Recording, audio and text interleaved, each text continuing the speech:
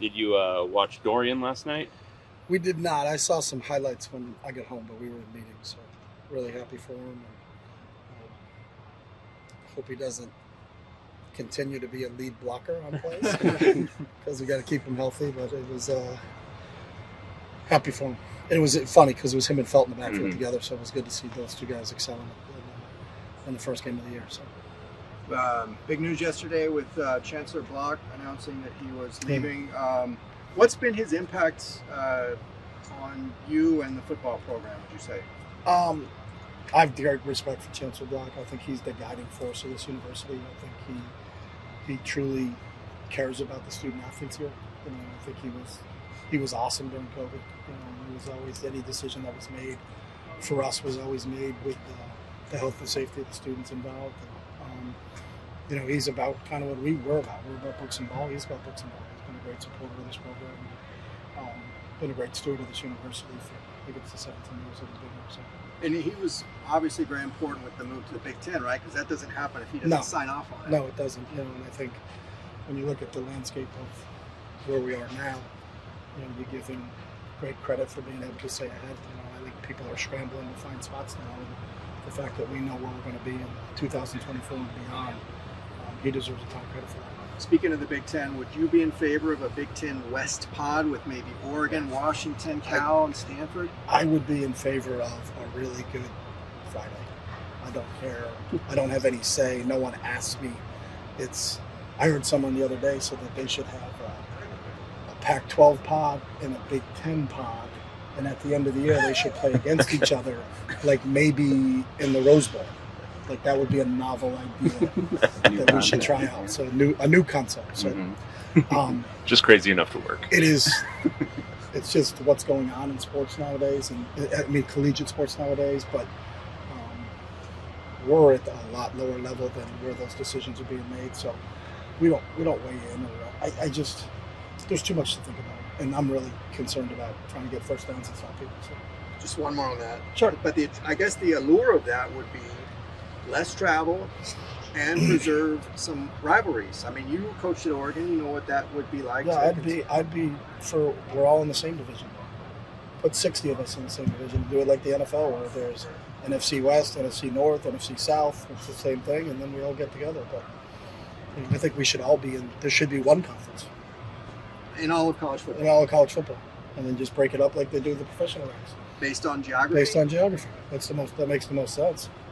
There's your travel question. There's other questions, but what about? But no one asked me. So. But then, like the elite programs, like Alabama would say, why would we subsidize the number 60 team, and they, are in our conference? That's a great question. That's why I don't think about it very much.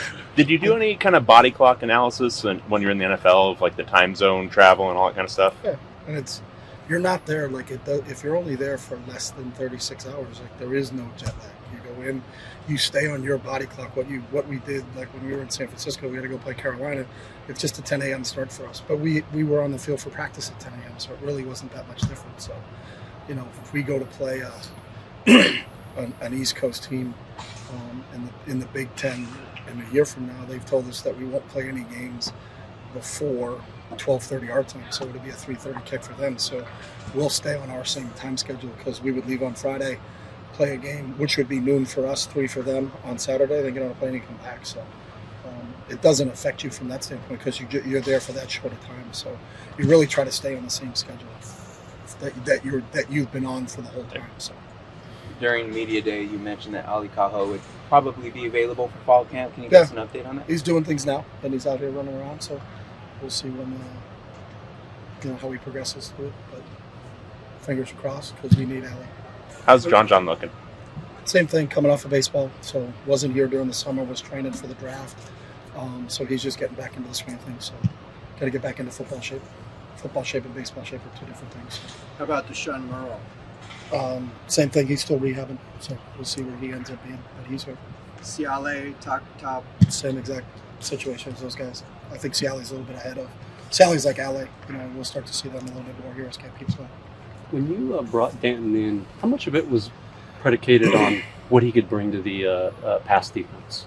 It was predicated on everything. There's not one specific thing. I think when you're hiring somebody, I think myopic to think we're only looking at a guy to do one thing. I mean, it's a very far-reaching job, so there's a lot of different things there. So, and he's well-rounded in every facet. That's the one thing about him is he's got a wealth of experience. Spent the last 12 years in the National Football League. So, it wasn't one specific thing that he was really good at. Third down, red zone defense. It was he can do it all, and that's why we hired him. And he's done a great job since we've been here. Since he got here, at the beginning of March last year, getting ready for spring ball. And really impressed with how our defense and our whole defensive staff, how they've really meshed and gelled together.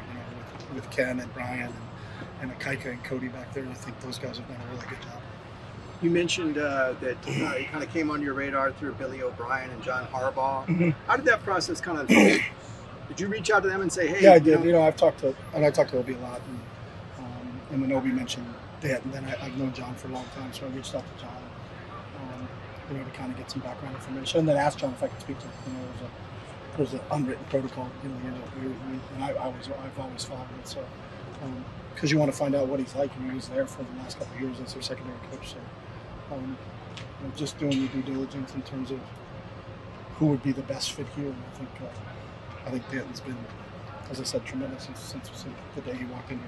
So when he was interviewing with you, what impressed you about him? He said everything. I think his knowledge, his ability to teach. Education is a transportation of knowledge. His ability to transport his knowledge to other people in a clear, concise manner. So it was very understandable. He made complex things seem very simple, but he also can make simple seem complex to opposing offenses. So he's got a really good blend of how to mix and match things. And he was around some really, really good guys, from Romeo Correll to Mike Vrabel to Wink Martindale. I mean, he's been around some of the best defensive coordinators in the NFL in the last 10 or 15 years. So it's all rubbed off, and he's absorbed everything. So we're excited about it. At Media Day, you spoke about how the Pac-12 has always had great quarterbacks and things like that. And I'm curious for you, when it comes to developing a quarterback, what are sort of the checkpoints or benchmarks you look at in dealing with that I think process? It's grasp and knowledge of what our offense is. And then if we call a play, that they can execute what we call. They have to have some innate ability to make plays off schedule, but you just can't rely on off schedule plays all the time and just hope that he'll make a play.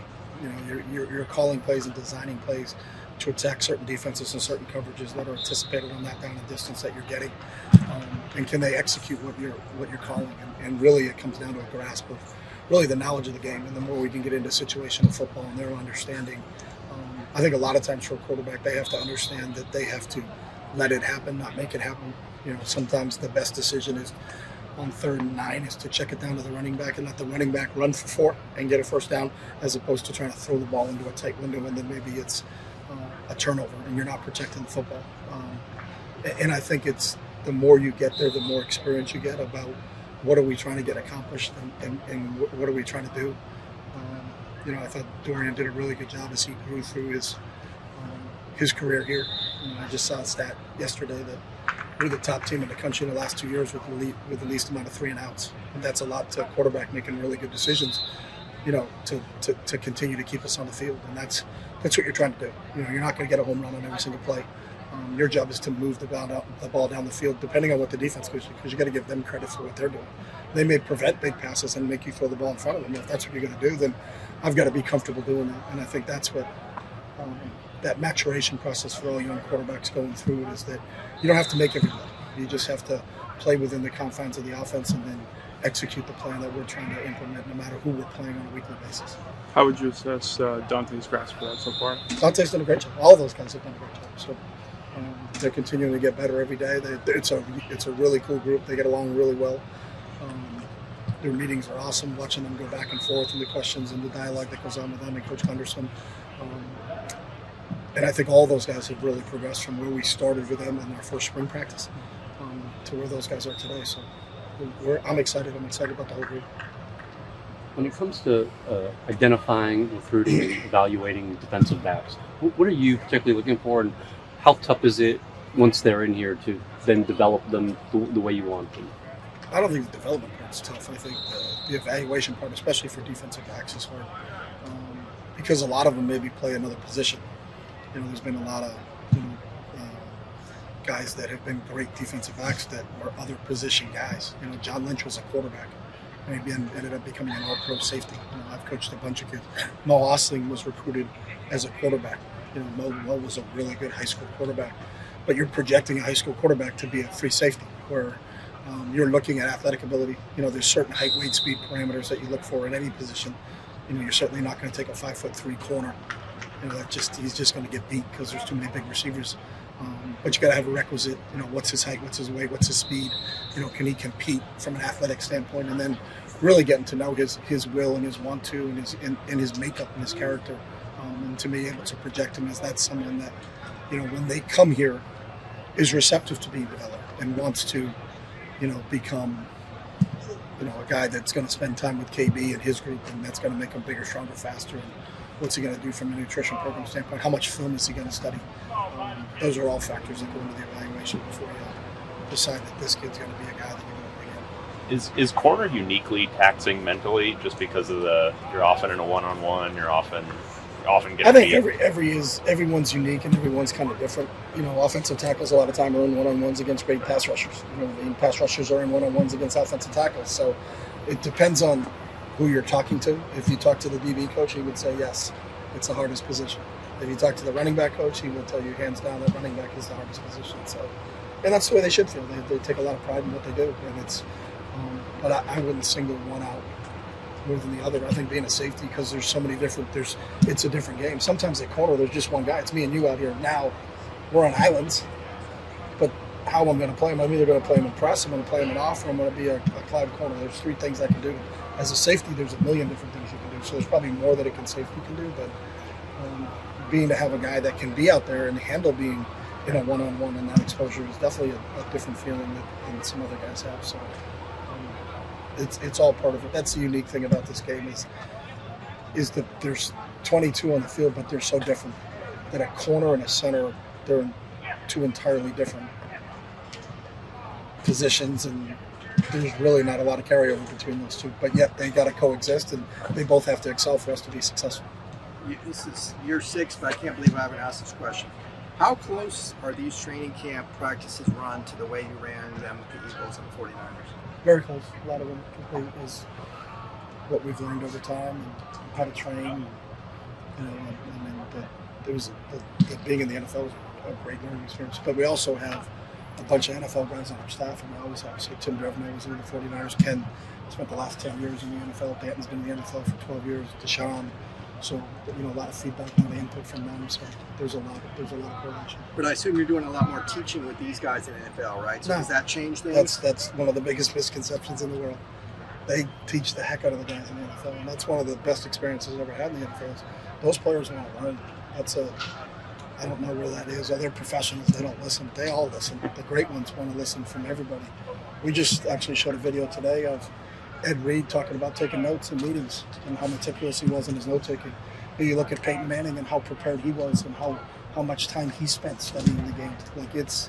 It doesn't change. If you want to be an elite football player, whether it's at high school, whether it's at college, or whether it's at the professional ranks, is that you better be a student of the game. And all the great ones are. And all the great guys that I had an opportunity to coach when I was in the NFL are the same exact way. They're all thirsty for knowledge. And if it's going to give them an edge, even if it's the slightest edge, that will help them win a game, whether it be on a Saturday or a Sunday, then they're going to do it. So there's a ton of teaching that goes on. And some of the best coaches I know, the Bill Belichick's of the world, Andy Reid's, those guys that are amazing. Mike Tomlin, who's outstanding. I had Tony Dungy. I had Tony Son on our team, and we were at Oregon. We used to pick Tony's brain all the time when he came. But those guys are amazing teachers.